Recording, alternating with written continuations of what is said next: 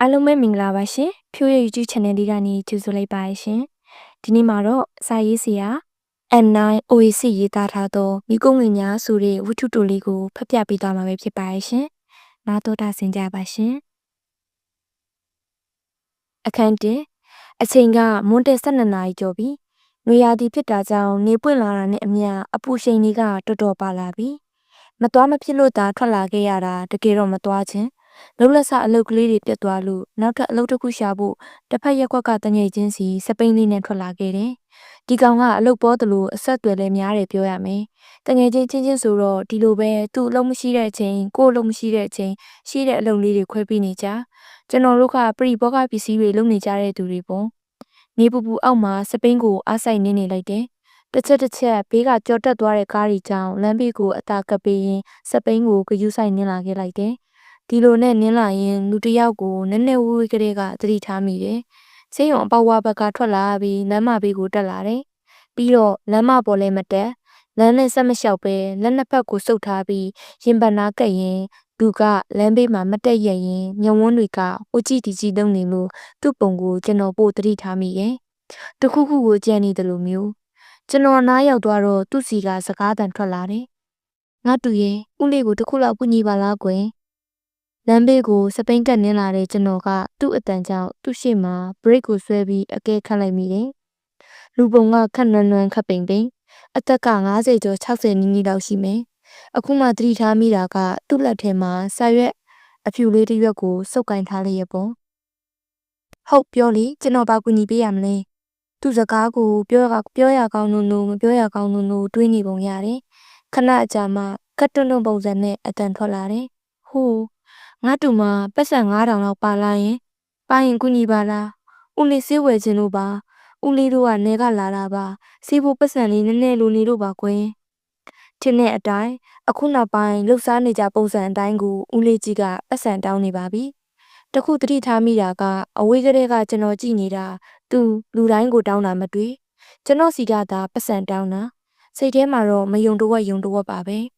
ဟုတ်အားတော့နာပါတယ်ဦးလေးရဲ့ကျွန်တော်မှပတ်စံမပါလို့ပါနော်ကျွန်တော်စကားကြောင့်သူချက်ချင်းပဲကောင်းငင်ပြီးပြောတယ်ရပါတယ်ငါတူရဲ့ရပါတယ်ကျေးဇူးပါကွယ်တကယ်လဲကျွန်တော်ပတ်စံမပါတာပါထွက်လာကလေးကအိမ်နဲ့4-5လမ်းကျော်ခရီးမှုပတ်စံယူမလာခဲ့တာကျွန်တော်ဦးလေးကြီးကိုစကားပြောပြီးနေရာကနေစပိန်ကိုပြန်နှင်းထွက်လာခဲ့တယ်ဆိုပေမဲ့စိတ်ထဲမှာတမျိုးတော့ခံစားလိုက်ရတယ်သူတကယ်လိုအပ်နေတာလားလို့တွေးမိတယ်ပတ်စံ9000ဆိုတာကလည်းဒီခေတ်မှာတိတ်များများဆဆမဟုတ်ဘူးလေအဲ့ဒါနဲ့စပိန်ကြီးရဲ့အနောက်ကိုလှည့်ကြည့်လိုက်တော့ဦးလေးကြီးကဒီလိုပဲလမ်းဘေးမှာမတက်ရပြီးဟိုကြည့်ဒီကြည့်နဲ့ကြံခဲ့တယ်ထူးခြားတာကသူ့အနားကဖြတ်သွားတဲ့သူတိုင်းကိုတားတာမတွေ့ဘူးအနီးကပ်မြင်ရတဲ့သူ့မျက်ဝန်းတွေထဲမှာစိုးရိမ်သလိုရှက်ရွံ့သလိုပုံရိပ်တွေကိုတော့ကျွန်တော်သတိထားမိခဲ့တယ်တွင်းရင်နဲ့စိတ်ထဲမကောင်းသလိုမျိုးခံစားလာရပြီးသူ့လိုနေတဲ့ပတ်စံကိုလည်းပေးချင်လာမိတယ်တိတ်မဝေးတဲ့အိမ်ကနေပတ်စံပြန်ယူပြီးရင်ကောင်းမလားလို့တွေးလိုက်မိသေးတယ်။ဒါပေမဲ့နေပူပူမှာစပိန်နဲ့အကြာကြီးမနှင်းချင်တော့နောက်ဆုံးစိတ်လျှော့လိုက်ပြီးရှေ့ကိုဆက်နှင်းလာခဲ့လိုက်ရင်ဖြစ်ချင်တော့လမ်းမှာတလန်းလန်းနေတငယ်ချင်းမောင်တီကိုတွေးလိုက်တယ်။သူကကျွန်တော်နေတဲ့လမ်းဘက်ကိုပြန်မဲ့ပုံပေါ့။ဒါနဲ့တငယ်ချင်းကိုလှမ်းတားလိုက်တယ်။ဟေ့မောင်တီနေပါအောင်ဟာကျွန်တော်အတန်ကြောင့်မောင်တီကသူ့စပိန်ကိုရက်ပြီးဟိုဘက်လမ်းကနေစောင့်နေတယ်။ကျွန်တော်ကဒီဘက်လမ်းမှာစပိန်ကိုတောက်ထောက်လိုက်ပြီးကားအသွားလာတစ်ချက်ကြည့်ကသူ့စီပြေးသွားလိုက်တယ်။ဒီလိုကွမင်းမပတ်စံ9000လောက်ပါလား။အေးပါတယ်လေကွာမင်းဘာလို့မလို့လဲ။မောင်သေးကပေါ့ပပပဲဖြေတယ်။ငါလိုတာမဟုတ်ဘူးကွတခြားသူလိုတာမင်းဒီကနေစပိန်ရင်းသွားစင်ယုံရှိနာဟိုးမှတွေ့လာလူတယောက်ကျွန်တော်လည်းညှိုးထိုးပြတဲ့နေရာကိုမောင်သေးကလမ်းကြည့်ပြီးအေးတွေ့တယ်လေအဲ့ဒါဘာဖြစ်လဲ။တငယ်ချင်းမင်းသူ့ကိုပတ်စံ9000လောက်ကူညီလိုက်စမ်းပါကွာငါပြန်ပေးပါမယ်သူ့ပုံကဆေးဝယ်မလို့ပတ်စံလိုတဲ့ကွာအဲ့ဒါကူညီလိုက်စမ်းပါအေးကူညီလိုက်မယ်တငယ်ချင်းဒါပဲမလားငါပေးခဲ့လိုက်မယ်လေတွားပြီးတငယ်ချင်းမောင်တေးကပြောပြီးစပိန်ကိုအမြန်နှင်းထွက်သွားတော့တယ်ကျွန်တော်လည်းမောင်တေးစပိန်နှင်းသွားတာကိုကြည့်ပြီးတပြင်းချလိုက်တယ်အခုမှစိတ်ထဲအနှဲငယ်ပေါ့သွားပြီးနေရာကနေစပိန်နှင်းထွက်လာခဲ့လိုက်တော့တယ်အခန်းနဲ့ကျေးစီတန်းကမကြာခဏကြားနေရတယ်လို့ငိုတန်အော်တန်တွေကလည်းမကြာကြားနေရပါတယ်လူတွေရဲ့နောက်ဆုံးခရီးကတတိတံဝေကတွေအပြည့်နဲ့ အသက်မဲ့နေတဲ့ရုပ်အလောင်းကိုကြည့်ပြီးသူတို့တွေဘဝရဲ့နေဝင်ချိန်ကိုဘလို့ဖြတ်တန်းသွားကြလဲမဆုံးနိုင်တဲ့တန်တရားတကြောဘလို့ဘဝကိုထက်မျောတွေ့ကပ်သွားကြပြန်လဲဆိုတာတည်တဲ့သူတွေကိုကြည့်ပြီးတတိလေးကပ်ကြည့်နေမိတယ်။နောင်နာတွေနဲ့ဘဝကိုနေမဝင်ချင်တာလူတိုင်းပဲနေမှာပါ။ဒါပေမဲ့အပူပေါင်းစုံနဲ့တန်တရားအတွက်ပြင်ဆင်ခြင်းရောရလိုက်ကြရဲ့လား။ရခဲ့ကြရဲ့လားဆိုတာတည်သူတွေကိုကြည့်ပြီးတွေးနေမိလိုက်တယ်။တန်မိုးမဲ့နေတဲ့ခန္ဓာကိုယ်တွေကနေတန်မိုးရှိတဲ့အတ္တိတရားနဲ့ရသလောက်တိသလောက်ဆင်ကျင်နေမိရဲ့။ရေဝေးဆိုတဲ့နေရာမှာတနေ့လာတကြိုကြတဲ့အတုပရုပ်အလောင်းပေါင်းကမနေတချို့ကခမ်းမတွေထဲမှာတိတိကျကျပြင်ဆင်ပြီးနောက်ဆုံးခရီးကိုနှုတ်ဆက်နေကြသလိုတချို့ကလည်းခမ်းမမငားနိုင်တော့အေးခန်းတွေကထုတ်ပြီးတေသူကိုခဏတာကြည့်လိုက်ကြငိုလိုက်ကြပြီးတာနဲ့တကြိုဆက်ထဲတန်းထည့်လိုက်ကြပေါ့ရေဝေးတကြိုဆက်ခေါင်းတိုင်ကထွက်လာတဲ့မိခိုးငွေတွေကိုကြည့်ပြီးတေသူကိုလက်ပြနှုတ်ဆက်ကြနဲ့ကားကြီးကားငယ်အတွေ့အတွေ့ဝင်ထွက်နေတာကလည်းမျက်စိရှုပ်စရာတကြိုဆက်ခေါင်းတိုင်ကတလူလူထွက်နေတဲ့မိခိုးငွေတွေကတော့စင်းရဲချမ်းသာအယုတ်လက်အမြင်မရွေခဏတာအတွင်းမှာပဲရုပ်ခန္ဓာကြီးကနေမိခိုးငွေတွေအဖြစ်ဒီထဲမှာဝေဝဲပြောက်ကွယ်သွားပုံကတန်ဝေခရစေရ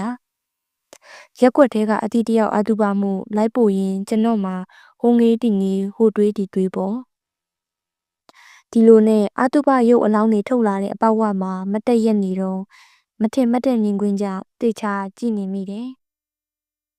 တေချာပါတယ်ရုပ်အလောင်းတစ်ခုကိုတည်ဆောင်လာတဲ့တွန်းလဲဘေးကနေလိုက်ပါလာတဲ့ဦးလေးကြီးသူကလွန်ခဲ့တဲ့9ရက်လောက်ကစင်းယုံရှိမှကျွန်တော်နဲ့ဆုံခဲ့တဲ့ဦးလေးကြီးပေါ့သူတို့ကတကြိုဆက်ရှိရာကိုတန်းသွားနေတာဦးလေးကြီးရဲ့သူ့အရွယ်အမျိုးသမီးကြီးရဲ့အခေါင်းကိုတွန်းနေတဲ့သူရဲ့ဘောင်း3ယောက်ထဲပါသူတို့ကျွန်တော်အနာကဖျက်လျှောက်သွားတဲ့အချိန်တေဆုံးတဲ့ရုပ်အလောင်းကိုလှမ်းကြည့်လိုက်တော့မျက်နှာကိုဘာမှအုပ်မထားတဲ့ခက်ငယ်ငယ်မျိုးသမီးရုပ်အလောင်းကိုတွေ့လိုက်တယ်ဦးလေးကြီးကခေါင်းငုံထားပြီးအမျိုးသမီးကြီးကတရှုံရှုံနဲ့ငိုနေတယ်ကျွန်တော်ကောင်းတဲ့တွေးပေါင်းစုံရောက်လာတာပေါ့အဲ့ဒီတုန်းကစေးဖို့လူလူထွက်တောင်းတဲ့ပတ်စံမရလို့များစေးမကူလိုက်ရလို့ဒီလိုအဖြစ်ဆိုးမျိုးဖြစ်တာလားကျွန်တော်တငယ်ချင်းကပဲပတ်စံ9000ကိုမပေးဘဲထားခဲ့တာလားဆိုတာစဉ်းစားမရတေးကြတာကကျွန်တော်စိတ်ထဲမကောင်းတယ်လို့ဘာမဟုတ်တဲ့ပတ်စံလေးနဲ့လူတယောက်ကိုမယုံတယ်လို့နဲ့ယုံထင်ကြောင်တင်ထင်ခဲ့တာကိုပဲအခုမှတကယ်လို့အပ်နေတဲ့သူဆိုတာသိရတော့စိတ်မကောင်းဘူးလေကျွန်တော်လည်းအဲ့ဒီကလေးကတငယ်ချင်းမောင်တီးနဲ့မဆုံဖြစ်သည်စုံပြအောင်လည်းမကြိုးစားခဲ့တယ်လို့ကို့အတွက်ဘာရဲ့မဟုတ်တဲ့ပတ်စံ9000အကြောင်းကိုလည်းမမေ့ပြောင်နေခဲ့တာပေါ့ဒီတိုင်းဆိုမဖြစ်မောင်တီးကိုတွားတေးပြီးမေးရတော့မယ်ပြန်ကန်ဒီကားပေါ်ရောက်တော့ညားလုံးနဲ့လူအုပ်ကြားဦးလေးကြီးကိုလှည့်ရှာကြည့်သေးတယ်မတွေ့တော့ဘူးတကြိုဆက်ခေါင်းတိုင်ကထွက်လာတဲ့ဤကိုငွေတွေကကောင်းကင်နဲ့လေနဲ့အတူဝင့်မျောသွားလိုက်တာခဏလေးပါပဲပြက်လွင်ပြောက်ကွယ်သွားလိုက်တာသွားလေသူတွေကတော့အရာအလုံးချုပ်ငိမ့်သွားပြီပေါ့လေအခန်း3လာတငယ်ချင်းလာဘယ်ကလှည့်လာတာလဲခြံထဲဝင်လိုက်တဲ့ကအိမ်မော်ကနေမောင်တေးကလန့်ခေါ်နေပြီအိမ်မော်ရောက်တော့သူညွန်ပြတဲ့ခုံမဝင်ထိုင်လိုက်ပြီးငါမင်းစီပဲတက်လာတာတငယ်ချင်းဟေးဘာကိစ္စလဲမင်းကြည့်လိုက်ရင်အရေးပေါ်ပုံစံကြီးပဲဟိုရပိုင်းကလည်းတခါလမ်းမှာပတ်စံ9000သူများပေးခိုင်းသေးတယ်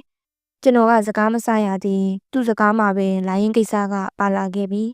အေးငါလာတာအဲ့ဒီကိစ္စပဲအဲ့ဒီတော့ငါမင်းဦးလေးကြီးကိုပတ်စံ9000ပေးလိုက်လားဟေးဘာဖြစ်လို့မေးတာလဲမင်းကလည်းပတ်စံလေး9000နဲ့အိမ်ကိုအရေးတကြီးလာနေရသေးတယ်ကျွန်တော်စကားပြောလို့နေတာနဲ့လူရင်းကိုမရောက်ချင်းငါအဲ့ဒါသိချင်လို့လာတာဦးလေးကြီးကတကယ်ငွေလိုနေတာဒီနေ့မှတေချာသိလိုက်ရတယ်ကွာအေးလေဟုတ်မှာပါသူတကယ်လိုနေတာလေနေပါဦးမင်းကဘာတွေသိခဲ့လို့လဲကျွန်တော်လည်းမောင်တေးကိုအဖြစ်အကုန်ပြောပြလိုက်တော့တယ်ကျွန်တော်စကားဆုံးတော့မောင်တေးမျက်နှာမကောင်းတော့ခဏကြာမှတငယ်ချင်းမောင်တေးကစကားကိုတလုံးချင်းထုတ်ပြောလာတော့တယ်အဲ့ဒီတုန်းကမင်းပြောသလိုပဲသူကစေးရုံရှိလမ်းဘေးမှာမတက်ရက်နေတာကွသူငါ့ကိုတွေ့တယ်ဒါပေမဲ့သူပတ်စံမတောင်းဘူးငါကမင်းပြောတဲ့ဦးလေးကြီးမှန်းတေချာပြီဆိုမှသူ့ကိုပတ်စံသွားပေးတာပထမသူငါ့ကိုကြောင်ပြီးကြည့်နေသေးတာနောက်မှသူပြုံးပြတယ်သူ့အပြုံးကတကယ်ကိုအားရဝမ်းသာပဲကွငါ့ကိုကျေးဇူးတင်နေဆိုတဲ့စကားကိုပြောတော့အဲ့ဒီဦးလေးကြီးအတန်တွေတောင်တုံးလို့ငါကလည်းရပါတယ်ပြောပြီးမတင်ငါသေးတာနဲ့တနေရာကနေပြန်ချောင်းကြည့်နေသေးတာသူငါပေးတဲ့ပတ်စံကိုစုပ်ပြီးစေးရုံရှိတစ်ဖက်လမ်းကစေးဆိုင်ထဲကိုအပြေးဝင်သွားတာကွမကြဘူးစေးရုံနဲ့အပြေးလွှားပြန်ဝင်သွားတာတွေ့တယ်ဒီလိုမှန်းသိကွာငါပူပေးခဲ့ပါတယ်နေကဆိုတော့သူတို့ဘလောက်ဒုက္ခရောက်လိုက်ကြမလဲနော်စိတ်မကောင်းလိုက်တာကွာ စကားလည်းဆုံးပြီးမောင်တေးစီကဘာစကားမှမကြားရတော့သူတနေရာကိုငြိမ်ပြီးကြည့်နေတယ်